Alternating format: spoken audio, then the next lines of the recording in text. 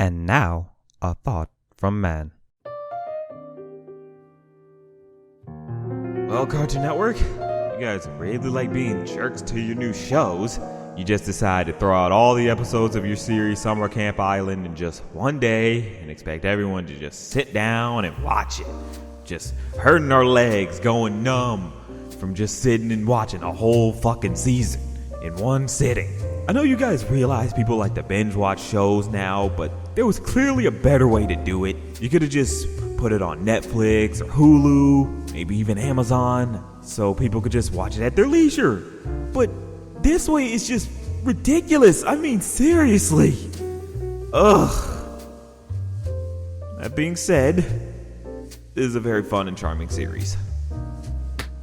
The series is created by Julia Potts, who wrote for Adventure Time, which shows here because a lot of the strangeness that goes on is clearly a reflection of Adventure Time, as well as the cleverness of that strangeness. The main concept of this show is about this boy elephant and girl hedgehog who go to a seemingly normal summer camp, only to find out that it's actually magic. The craziness of this summer camp comes from all these supernatural elements that encompass it. You get a lot of variety from this weird island. You got witch camp counselors, inanimate objects that come to life and have faces on them. Oh, they even have yetis that speak in saxophone. I mean, someone was clearly on drugs when they were making this series. Saxophone!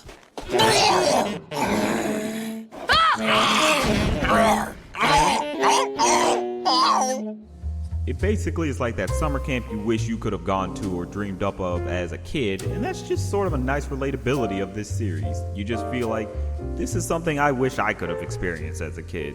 And I think that's always a pleasant feeling. Yeah, cool. The main characters make an interesting dynamic duo since they experience all the wackiness of this island firsthand. You have Oscar, who's an elephant who keeps to himself and just hangs out with his best friend. He's not too used to the idea of going away from home and trying new and unusual things. He's not afraid to be a bit of an asshole, granted sometimes it's justified. I won't miss you.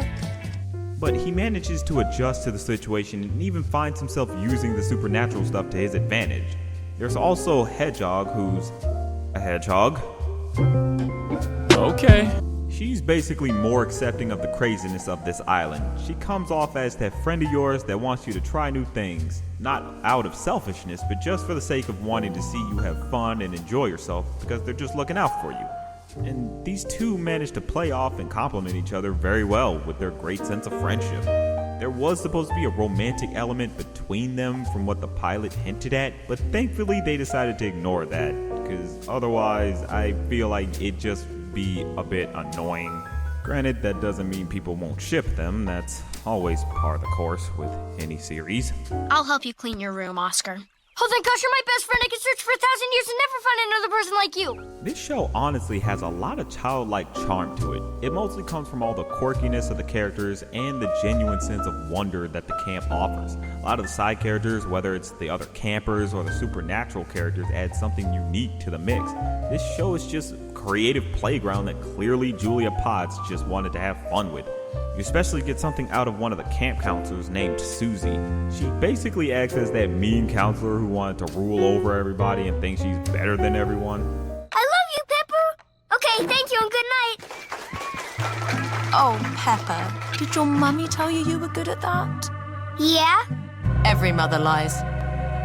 The show honestly sort of feels like Charlie Brown if there was a mystical element to it. There's just a pleasant niceness that just engulfs this series. It doesn't help that the music kind of adds to this idea of it being like Charlie Brown.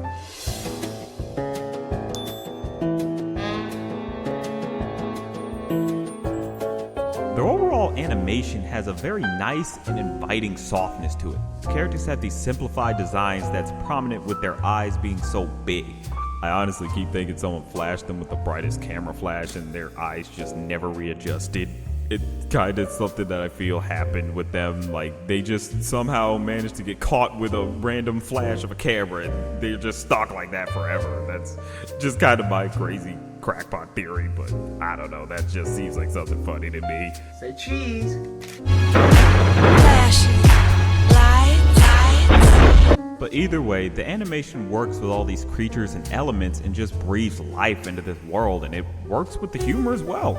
It's very simple and based mostly on the general quirkiness of the characters. It's very subtle and subdued comedy that adds a nice quality to the show. It's not over the top, but it's not trying to be. It just wants to be this pleasant summer series. And that's just something that works to this series' advantage. It doesn't want to be crazy and weird. It is a bit random at times, but the randomness plays into the fact that it's like, this is such a crazy world with all these crazy creatures. So that's just something very well made and well crafted, in my opinion. Good one. This is such a very pleasant series. It captures that great sense of wonder with its mystical creatures. The characters are all very fun and enjoyable. Except for Susie, she's like Angelica if she had evil witch powers. The animation plays into the softness of the locations and situations. The humor puts a nice smile on your face. It's just a very timeless and enjoyable series, and just another great from Cartoon Network. But that's just a thought.